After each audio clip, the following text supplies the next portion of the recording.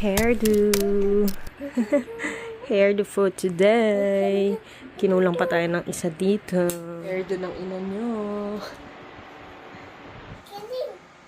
Gising na si Bunso. Bye-bye. Kilin. Nagtatapa. Kenzie. Bye, Bunso. Bilis lang. Mabilis lang. Last day of school this week. Malas e-bike. Malas e-bike. Malas e-bike. Yeah, ito ay e-bike ng kanyang mamala, ng Mama. mother ko. E-bike siya pang mall. Pero hiniram namin pang labas-labas, pang schooling.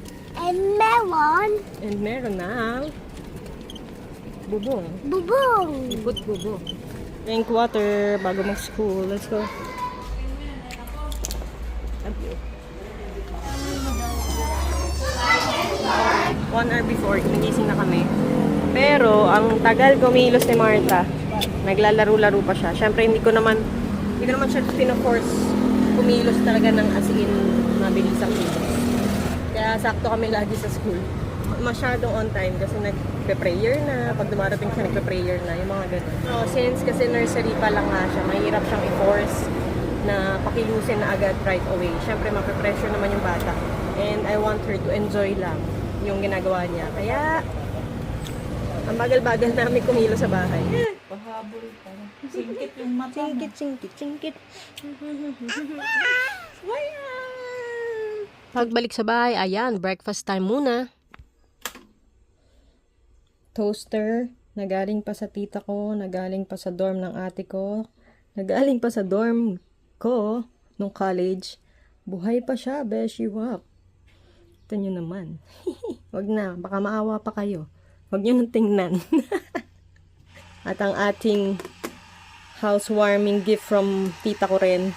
Super tibay, 5 years ago. Buhay pa rin. Si Ninang Lydia. Diba? Oh, buhay pa rin yung mga yan. Bakit?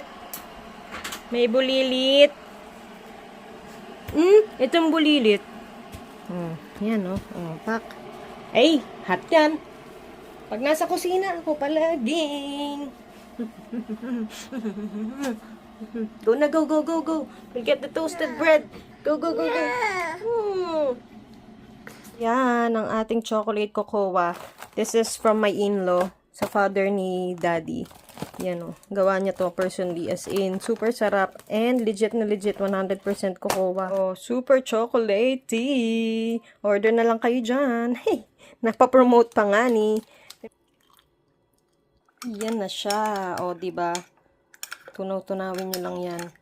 Hindi kasi ako nagka-coffee. So, talagang solve na solve ako. Tapos, ang hilig ko sa chocolate. Super solve ako dito sa ating cocoa chocolate. O, dinaig pa ang hot choco ng mga Starbucks. O, ha? Sunduan time. Lakas trip ni Ate Anika. Sumama pa. Ayan o. Meron siyang scooter and payong. Ate! Ang ating postuhan.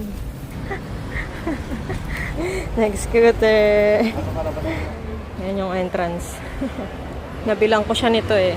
Ito dapat gagamitin ko lang dito sa e-bike namin. Handle siya ng payong. Kinakabit lang din. So, kaya kami nagkaroon ng ganito. Pero, since nagawan ko rin ng paraan tong bubong, yan. Dahil dito sa ating mga buting-ting. Yung mga extensions na nabili ko lang din. Ang ginit kasi, kita nyo naman yung araw. So yan, napakinabangan din naman to. Ang mura lang nito, parang 90 pesos lang ata yan, or 100. Andiyan na sila, let's go. Airport yan.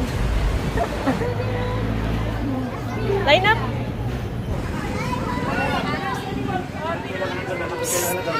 Babe. Hi. What is there? The drive. So, let's go. Bye. I miss you. You miss me na agad. Carry. Did you eat your food? Yeah, It's a yummy one. a little one. And what's your gift? Going home. Ayong! It's up! Ate Spy. Buti, doon sa lilim. Nag-up yung pangyo ni ate.